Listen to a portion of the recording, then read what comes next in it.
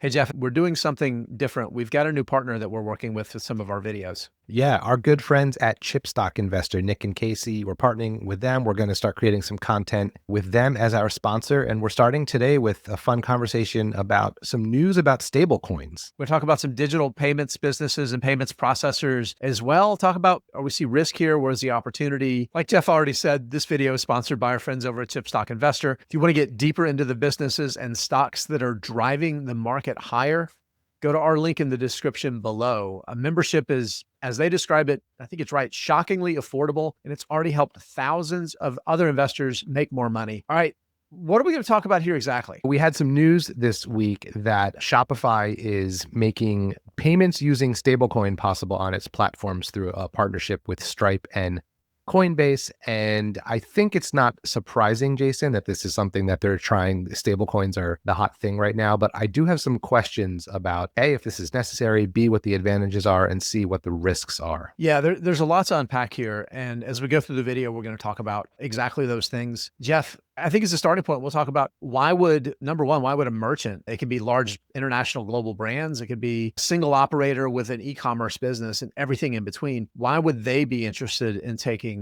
something like a stable coin? And I think there's really three reasons. Number one, we know that a lot of retail businesses have really, really thin margins. And in a lot of cases, the payment processing fees that they pay to take Visa, MasterCard, Discover, American Express, or whatever, can easily get into 3, 4, 5%. And in some cases could actually be higher than their entire net profit margins. So being able to reduce the fees structure for payments in any way that they can is massively beneficial. The other part of it too is the velocity of money. You might have somebody on the other end of your e-commerce website buy something and put in their credit or debit card number, and they might get their goods shipped overnight and get them a couple days later, but you don't get paid for days or weeks more, right? So that's not great too when you think about the velocity of money. When you start moving into stablecoin and other crypto, one of the things that's really compelling about it is that it's like cash, right? The money ends up in your account essentially immediately. So those things I think are really, really compelling. The third thing, Jeff, is it's an expanding way that people want to be able to do commerce. So being able to, just as you want to accept credit cards and debit cards, and just as you want to be able to take cash in person for those kind of transactions, you want to meet your customers wherever they are with whatever they define as money. Yeah, and that makes sense. This is sort of inevitable, like I said. I have some questions. One is, I get all the positives that you just explained there. I don't think this is necessary. I think the world has worked just fine using what we have, but maybe I'm just an old man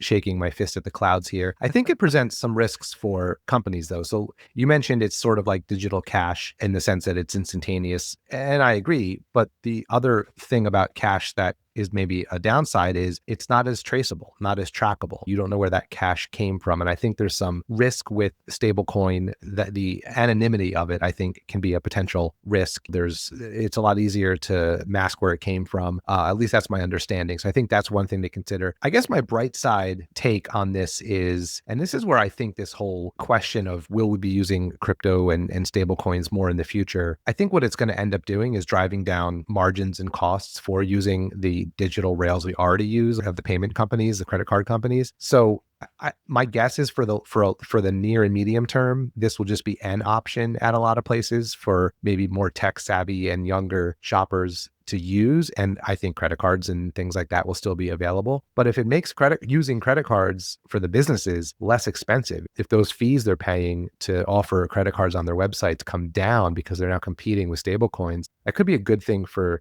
customers, for consumers over the long term, driving down costs there. So I think that's a positive side, even if I have some questions about it. Yeah, I have some of those same questions too. So I think you're right. The long tail, and this is nothing new with technology, right? Software and technology has continually driven down costs, even as these products have scaled up and become larger because of just the kind of the mechanics of the way technology scales, where the usability scales a lot faster than the fixed cost to drive that technology. So I think you're absolutely right. That's probably going to be one of the things that we do see. There's a reason why MasterCard and Visa have 20+% net margins, right? Not their gross margins, but their actual profit margins at the end of the day. They're extraordinarily high. And as Jeff Bezos is famous for having said, your margin is my opportunity. And I think we see some of the same thing. Now, to your point, there's risks. One of the risks that we're not talking about enough is that as much as stable coins, they're one-to-one backed by dollars right? Or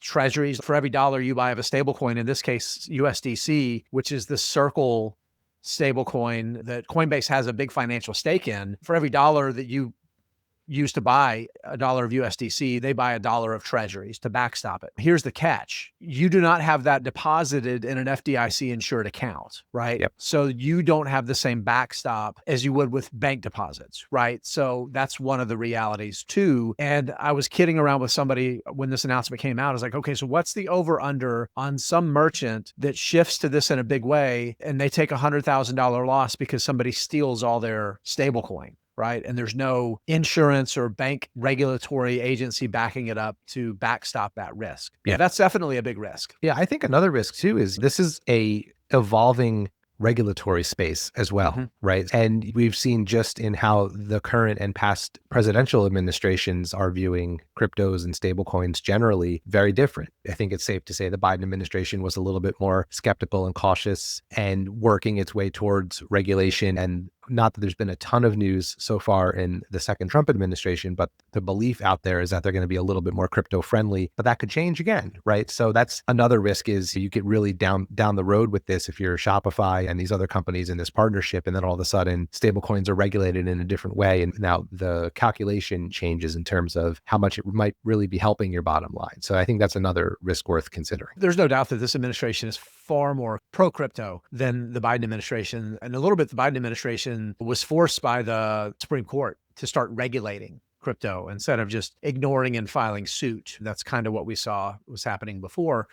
Just to put an example of how much more crypto-friendly it is, Truth Social, which President Trump has a very significant ownership stake in, apparently has just filed with the SEC to gain approval to launch Bitcoin and Ethereum ETFs. This is going to be a really crypto-friendly administration. But I think what we need to talk about, Jeff, is looking across the landscape of stocks that we follow. Where do we see risk and where do we see opportunity? I'll start with the example, the story we talked about. I think for Shopify, this is a positive, but this doesn't increase the market opportunity for it. It's just another example of what Shopify has done in its entire existence, which is add more things to put more power in the hands of merchants to be able to focus on their business versus having to do things like counting the inventory, matching up their website's prices with the prices in their store. Like full integration across all of their business. I think it's just another example of where Shopify is trying to stay at least where, if not ahead of where anyone else that merchants could be partnering with in a far more integrated way across their entire platform of services. Yeah. And I would imagine that management at Shopify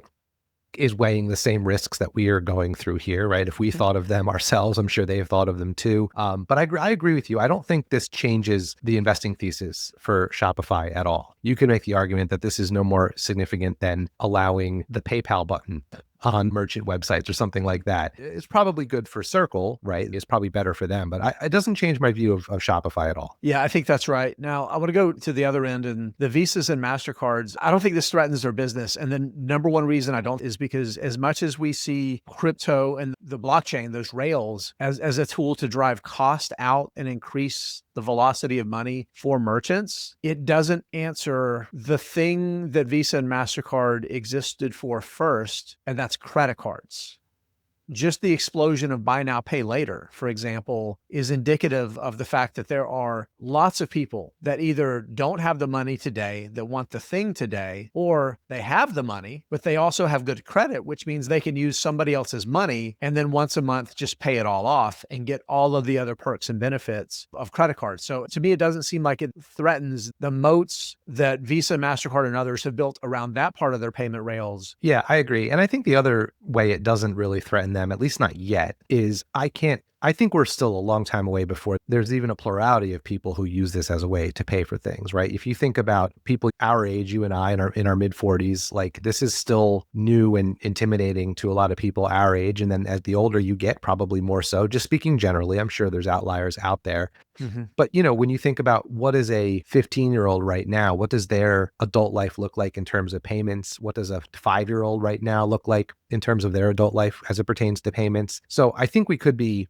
many, many years down the road before, if things like stablecoin even stick around, right? Like this is new just generally. 5 years, 10 years from now, maybe stablecoins have fallen out of favor or crypto has generally. We don't know what the long-term impact is. And even if it sticks around, how long until the majority of people, not even just in our country, but in other countries too, are comfortable using it? I mean, look how long it took for credit cards to gain traction to the degree they have today, or how long it took for people to be comfortable to use credit cards on the internet. So that'll change over time. And Visa and MasterCard are very aware of this and finding out ways to mitigate the risk. But I don't see this sneaking up on them, I guess is a short way of saying it. So Jeff, I want to talk about one more company in regards to this, that fees are important and driving those fees down matters. But what we've seen from a lot of payments companies that have emerged is the platform and the benefits of all the things that they offer. So I want to talk about Toast for just a second here. Toast is gaining a lot of traction because there's the payment aspect of what they do, but there's the running the rest of your business aspect of what they do, right? All the back office things they can help with. That's really helped drive their adoption and put up the really impressive results we've seen. Toast is starting to emerge as maybe the Shopify for the restaurant industry, because that entire front end, back end suite of services that they provide. But just for example, recently I went on Toast Local, which is their app for ordering food for pickup and delivery from restaurants that are on their platform. And I ordered a delivery order from a local restaurant and it was delivered by Uber. So being able to bolt on these different services and build these integrated platform of operating tools for restaurateurs, I think is incredibly powerful. It wouldn't surprise me to see some sort of deal for stablecoins eventually emerge as something that Toast offers. But I don't think that customers that are signing up for Toast are looking for the cheapest fees. They're looking for things to simplify their lives and make it easier to run a restaurant. So if I were going to bet on any of these payment platforms out there to be a winner, despite of this potentially interrupting the fee structures, I would probably pick Toast. Yeah, because I don't know how much it's the fees. I think it's more how do the fees weigh against the benefits? I don't know that people are against paying for value. And I think Toast is providing value for restaurants in a way that probably make the fees a little bit more palatable, but another space to watch for sure. Yeah, I think that's right. Before I wrap it up, just want to say, if you like this video, you'll love our sponsor, Chipstock Investor. Go to our link and you can get more great content from Nick and Casey, including videos, deep dive write-ups, and their exclusive message boards where you can interact with fellow subscribers, plus the people behind Chipstock Investor. Go to the link below to sign up. Not only will you get access to all of the great content at Chipstock Investor that will help you be a better investor, but you'll help us here at Investing Unscripted keep making great content too.